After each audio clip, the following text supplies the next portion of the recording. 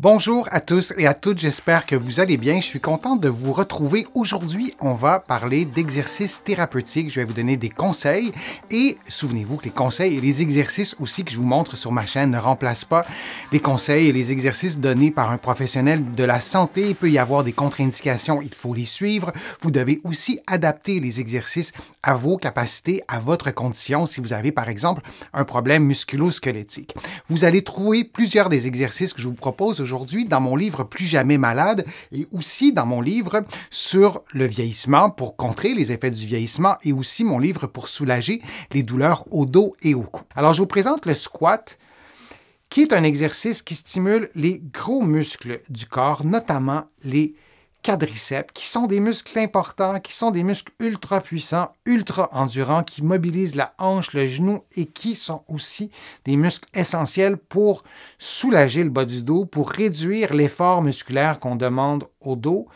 Et donc, l'exercice des squats nous permet de stimuler les muscles des cuisses qui sont devant, comme je vous ai montré, les quadriceps, mais aussi derrière, notamment les ischio-jambiers, les fessiers. On a aussi des petits muscles qui sont entre autres les adducteurs, mais il y en a plusieurs autres, des muscles qui sont liés aux hanches, qui sont liés aussi aux genoux. Et donc, la cuisse, c'est une réunion de muscles vraiment en 3 dimensions. Donc, les squats stimulent tous ces muscles-là et ça stimule une autre partie de notre santé, c'est notre santé cardiovasculaire. Ce sont des gros muscles qui ont besoin de quoi pour fonctionner? Qui ont besoin d'oxygène. Et pour avoir de l'oxygène, votre cœur doit battre un peu plus vite, il doit avoir plus de sang qui se rend à vos muscles, donc plus d'oxygène. Alors, pour stimuler les capacités cardiovasculaires, c'est fort intéressant de faire des exercices comme les squats parce que c'est plus exigeant et que vous ayez 20 ans, 40 ans, 80 ou plus, nos capacités cardiovasculaires sont directement liées à notre santé, à nos fonctions cognitives aussi, parce que c'est bon pour notre cerveau de stimuler nos capacités cardiovasculaires et d'un point de vue de la population, si on améliorait les capacités cardiovasculaires de l'ensemble de la population, ne serait-ce que de quelques pourcentages, déjà, notre santé se porterait mieux et nos systèmes de santé se porteraient mieux. Alors, l'exercice du squat, la position de départ, c'est une position qui est debout. On éloigne les pieds d'au moins la largeur des épaules, sinon un peu plus, et on garde un bon alignement entre la tête, les épaules et le bassin. Vous connaissez probablement l'exercice, je vais y revenir un peu plus tard dans le détail, mais je voulais d'abord qu'on voit ensemble pour quels symptômes ou quelles pathologies on peut faire l'exercice du squat, en quoi c'est bon. L'exercice des squats, c'est intéressant si vous êtes touché par la maladie artérielle périphérique. La prévalence de cette maladie augmente avec l'âge.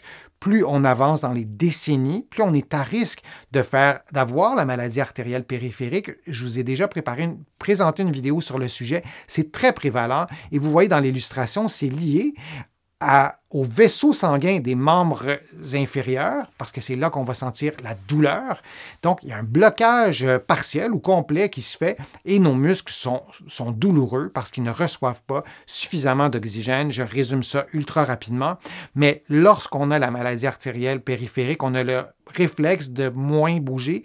Or, en le faisant prudemment, en le faisant progressivement, c'est plutôt l'inverse. On veut stimuler nos muscles et en faisant des exercices adaptés à nos capacités physiques, on stimule aussi la formation de capillaires d'autres petits vaisseaux sanguins qui participent à une meilleure vascularisation des membres inférieurs, encore une fois, pour le dire simplement. Alors, je vous montre l'exercice qui est quand même assez simple. Le modèle descend très bas. Si vous n'avez jamais fait de squat, s'il y a une sensibilité pour le genou,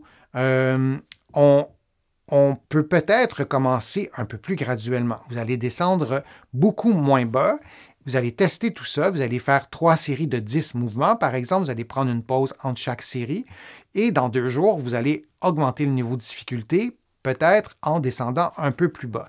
Il se peut que vous ne puissiez pas descendre plus bas parce qu'il y a une sensibilité dans le genou, soit parce que vous avez eu une blessure ou soit en raison de processus dégénératifs comme l'arthrose. Alors, vous limitez le mouvement pour ne pas reproduire la douleur, à moins que vous soyez suivi par un professionnel de la santé qui vous indique le contraire, mais encore une fois, sous toute réserve. Vous pourriez aussi augmenter le niveau de difficulté en prenant un poids dans vos mains Et ce n'est pas nécessaire d'avoir un poids de 45 kg. Un poids de 1 ou 2 kg fera probablement une différence, surtout en répétant le mouvement. Lorsqu'on fait l'exercice des squats, comme vous voyez en ce moment, à une vitesse très régulière, hein, c'est le même temps, le temps pour monter et pour descendre est le même. Moi, je vous encourage, oui, à le faire comme ça, mais à le faire aussi différemment. Ça stimule les contractions concentriques et excentriques d'une autre façon, c'est-à-dire vous descendez très lentement. Vous prenez par exemple 5 à 10 secondes, c'est quand même très lent pour descendre et ça doit forcer. Vous devez sentir qu'il y a un effort et vous remontez en 2 ou 3 secondes en vous assurant de garder la bonne technique, de garder votre alignement articulaire. Donc, vous descendez très lentement et vous montez très rapidement et retenez ce conseil-là pour d'autres exercices. Vous allez le sentir dans vos muscles. Vous allez sentir que ça travaille beaucoup plus, c'est beaucoup plus exigeant et l'exercice du squat, c'est un bon exercice, oui, pour intégrer ces conseils-là. Alors, c'était l'exercice du squat. J'espère que vous allez pouvoir l'intégrer à un programme d'exercice et que ça vous sera utile. Je vous remercie d'avoir été là. J'espère que les conseils que je vous ai donnés, les informations que je vous ai transmises aujourd'hui vous ont été utiles. Je vous remercie de faire une contribution à ma chaîne. Vous êtes plusieurs à le faire et je vous remercie et considérez ces remerciements comme personnels. Ça m'aide beaucoup à pouvoir vous produire de plus en plus de contenu et c'est ma résolution de cette année de vous en présenter encore plus régulièrement pour répondre à vos besoins, répondre à vos questions que vous me posez sur les fils de discussion. Je les lis toutes, vos questions, et j'y réponds individuellement quand c'est possible. Sinon, je le fais dans des vidéos. Vous allez trouver beaucoup d'informations sur mon site web, le www.denisfortier.ca. Vous allez aussi trouver beaucoup d'informations dans mes livres, notamment mon livre Plus jamais malade, mon livre sur le vieillissement, mon livre sur les douleurs au dos. Il y en a d'autres, vous les connaissez. Et en visitant mon site web, le www.denisfortier.ca, vous allez pouvoir aussi vous abonner gratuitement à mon infolettre, au courriel thématique et garder contact avec moi. Alors, je vous dis à une prochaine fois, à une prochaine vidéo et à bientôt.